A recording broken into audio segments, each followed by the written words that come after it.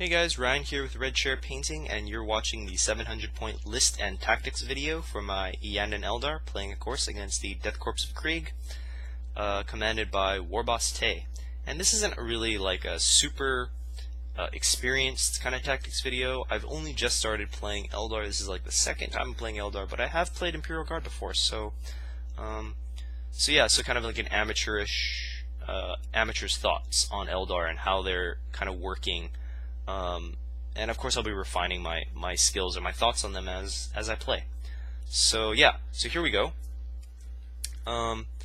Here's the 750 point list. It's a escalation campaign, so we aren't really allowed to like switch out units. We're supposed to add to units, only add units to it or add upgrades. So here's what I got. It's very similar to the 500 point list. Autarch, that you saw before, still equipped with the Power Sword Last Blaster. I felt he did pretty good in the last game. He definitely was a clincher for winning the game for me in the last one. Equipped with Power Sword Last Blaster. Enjoy having the Last Blaster to shoot as I run into close combat, even though it's not the optimal choice. I think the optimal choice is like a fusion gun and a jet bike or something like that, or actually you can probably look at Fritz's videos. I think he's got some pretty good ideas on how to use them. But yeah, I like this loadout, the Power Sword Last Blaster, and it looks cool too. I think with his glowing Last Blaster. Anyway, so yeah, the Autarch, his 10 Dire Avengers, his bodyguard, didn't change those guys. They did well in protecting the Autarch, my man, but I didn't have enough points to upgrade them, and I don't think it's really necessary at this point. So they're staying as a unit of 10. That makes the unit pretty strong in terms of like hitting power and survivability. That unit 10 Dire Avengers, they can definitely take a couple shots and survive. Though they didn't survive as well as I thought in the 500 point game. I definitely have to watch how I position them and what kind of shots they take, because strength 3 shots against toughness 3 units and armor 4 is not that great, as I found out. I took a volley, first rank fire, second rank fire from a unit of only 10 guardsmen at 12 inches, and that just like wiped that Dire Avenger squad. The Autarch was the only one left. So while they did soak shots, not the most points efficient way to use those guys. Which is why I have the Wave Serpent, the dedicated transport for my Dire Avengers, with a Twin Link Scatter Laser and Shuriken Cannon. That unit will be both like a can for them to ride around in and be safe, not take those shots and not die too quickly, as well as a maneuverability thing. I'll be able to zoom around the board, possibly engage some Imperial Guard, an unexpected quarter or flank, drop those Dire Avengers, shoot, and then kind of not take as much return fire in the way I engage them or the way I position my Dire Avengers, as well as an offensive weapon. The Twin Link Scatter Laser and Shuriken Cannon are going to be really good in engaging heavy weapon squads, because they'll IK them. Even though he'll be taking his cover saves at 4+, one field save will kill a model, will kill that heavy weapon squad. A lot of people have been running these things with hollow fields for the +1 save. I couldn't quite fit it in the 750 point list, but I'll consider it in the 1000 point list that I'll be making after this battle if it's needed. As the Wave Serpent's quite expensive in terms of points, and I want to keep it safe. I mean, I don't want to just have it die. So a 15 point investment is 10%. Might be worth it. Anyway, these Striking Scorpions are the next unit I have. No real changes to them. I did not use them well in the last game. I made a mistake, and they paid for it. They took a lot of casualties and ran and fell back. I want to get them to close combat this turn, so I'll be watching the positioning on them probably more than usual. Eventually, I think I want to get this unit up to 10 if I can spare the points. I definitely want to get it up to at least 8. but I wasn't able to afford it. If I had gotten a booty token, I probably could have done something later on in this list with these Swooping Hawks and tried to get them a unit of 8 for the Striking Scorpions, but it didn't happen. I couldn't take the booty counter safely, so I didn't go for it. So I didn't get the Striking Scorpions. And the unit of 8 Striking Scorpions is ideal because if you have a unit of 8, you can take 3 casualties before you have to take that 25% morale check. With 7 Striking Scorpions, you only can lose 2. Then you have to take that morale check. So I want to get up to 8. Anyway, the last 2 units are Swooping Hawks, a unit of 7 Swooping Hawks with no upgrades, and a unit of 8 Swooping Hawks with an Exarch, a Sun Rifle, and then the Exarch took precision shots. I also have Hit and Run as a experience upgrade I got for the raid on Triton Campaign. This unit of Swooping Hawks you saw, if you looked at the last battle report, they were the last unit that was surviving along with his Autarch. So I gave them Hit and Run by winning the game. I had an extra experience point to give to any unit of my choice, so I decided to give them Swooping Hawks. The unit was not destroyed. There were 3 Swooping Hawks at the end of the game out of a unit of 5, so it was above half strength and it wasn't falling back, so not destroyed. So that's an extra experience. And then inflicted casualties, so I got an extra experience. So that's 3, and I bought Hit and Run with that. That will give me another measure of defense since it's carrying a pretty expensive Exarch. The Hit and Run will allow them to, well, hit and run. They'll be able to get hit and then run away, or hit and then run away. And I want to do that with the Swooping Hawks. I want them to kind of jump, drop their bombs, come in, shoot stuff, and then jump again. So yeah, that's the tactic. Give them a little more survivability with the Hit and Run ability.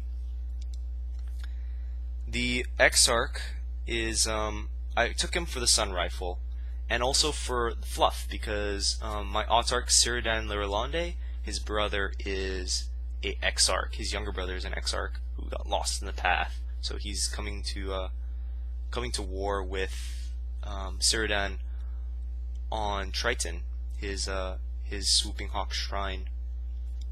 Anyway, the thing with the Sun Rifle is that it blinds. I think it's exactly like a Swooping Hawk regular gun, but it blinds, and that's the trick. That's the tricky little tactic that I'll be using.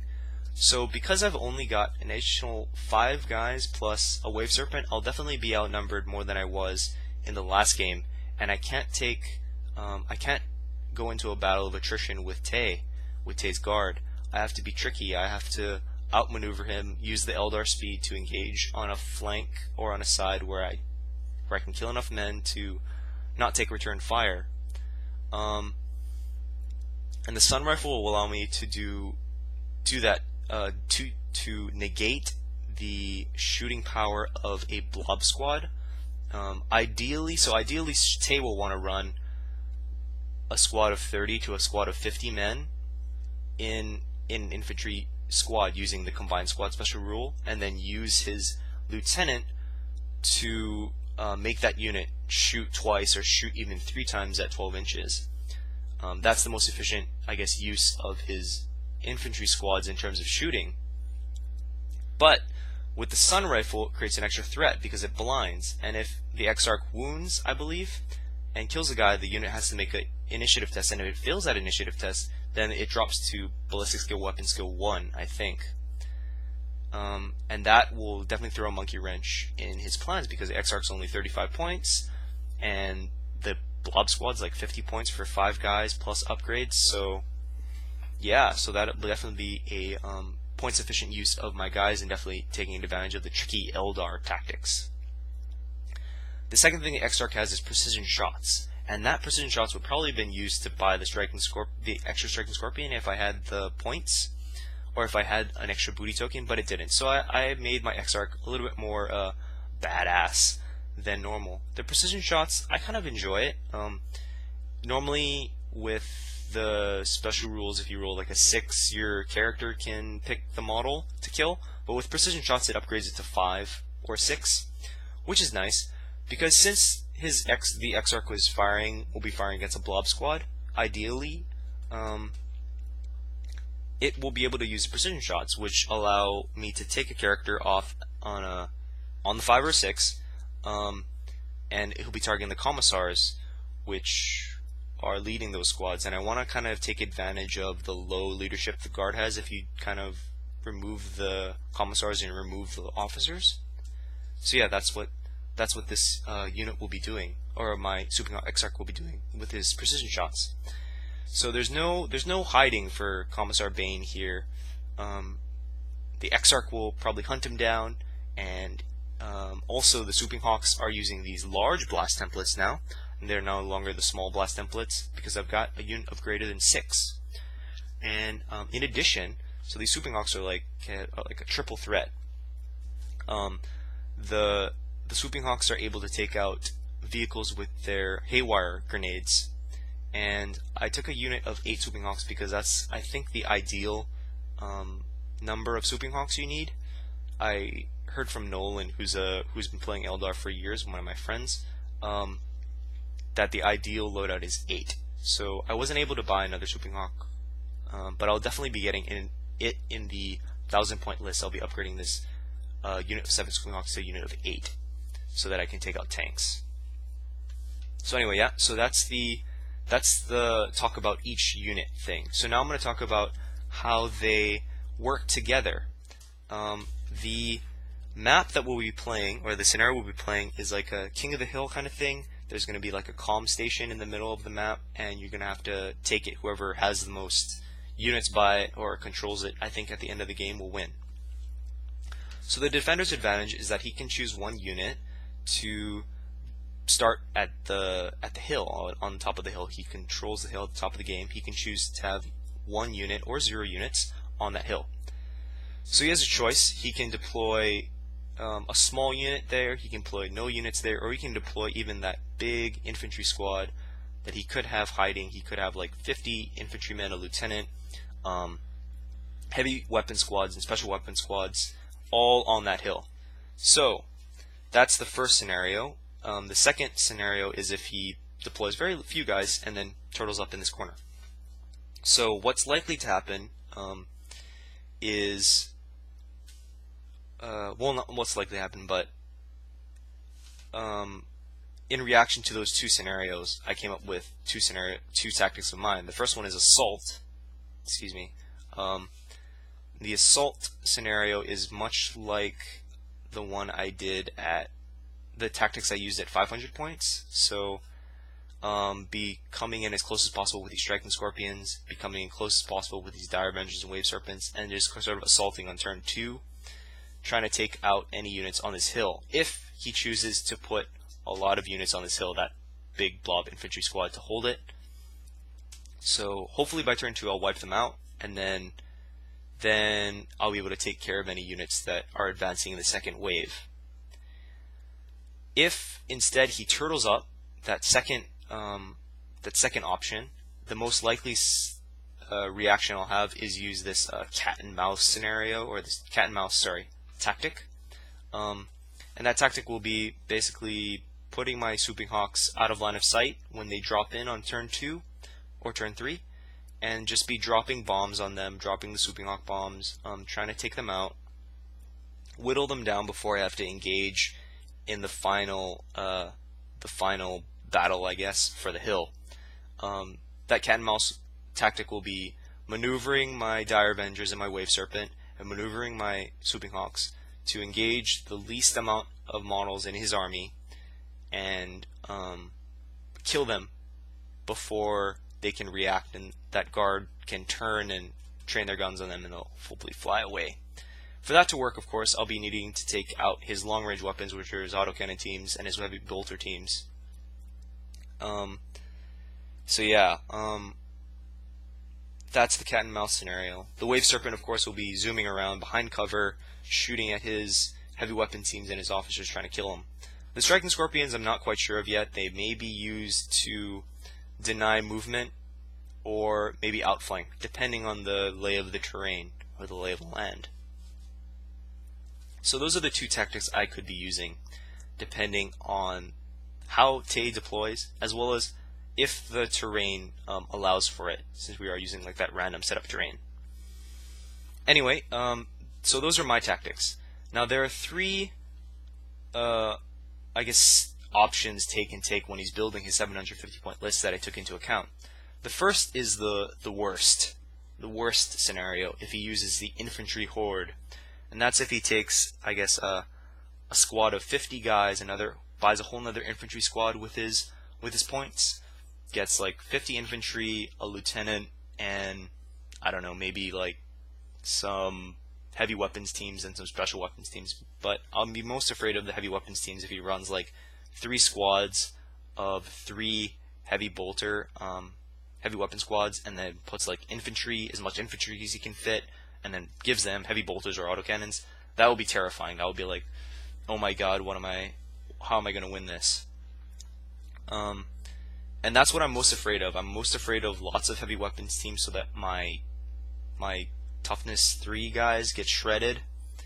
Anyway, I'd like to show you now, I guess, the fluff for the Death Corps of Krieg. This is the old book, and I think it's okay to show because it doesn't really show like any relevant rules, but it shows a lot of fluff and a lot of character for the Death Corps of Krieg.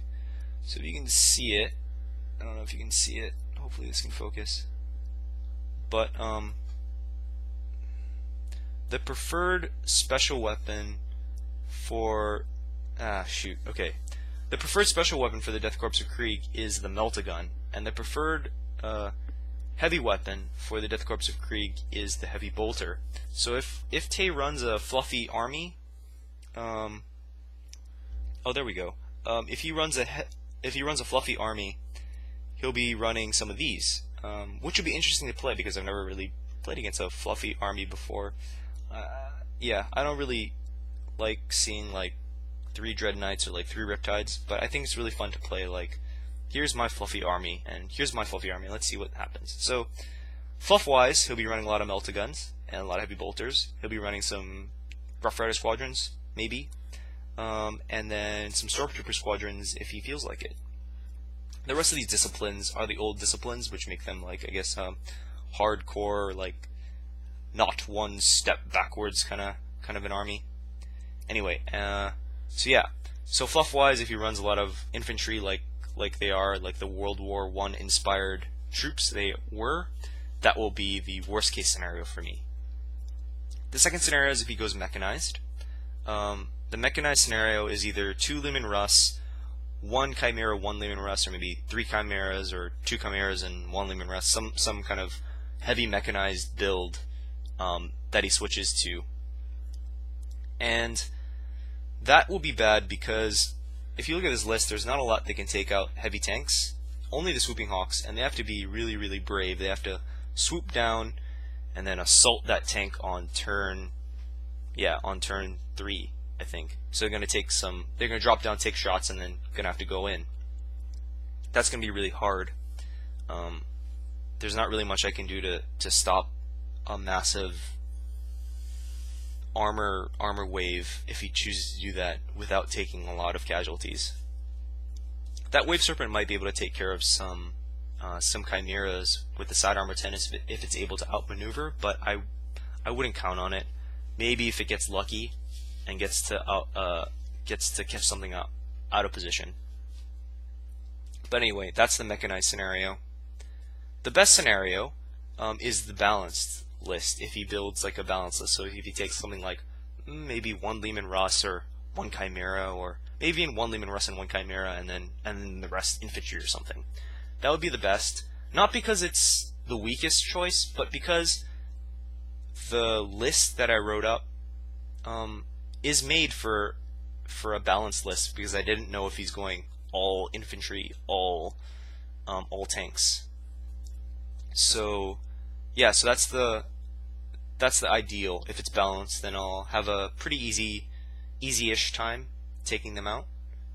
Again, the things I'm fearing most are the massed infantry, especially the massed heavy bolters or the massed autocannons. I'll have to see what he's running. I'm kind of curious. But anyway, that's the list and tactics for my 750 point Eldar army. If you like this video, hit subscribe and comment down below. Coming up next, I'll be painting up these guys. I'll be painting up the Wave Serpent and painting up the Swooping Hawks. I'll also be doing some terrain tutorials. I decided to go with an Asian theme. It's not a theme that's used a lot, so yeah, I'll be painting them up like some Japanese warriors, or yeah, probably Japanese Asian theme. Really excited looking up some what I can do with the patterns on the Wave Serpent. So anyway, thank you very much for watching. I will see you soon.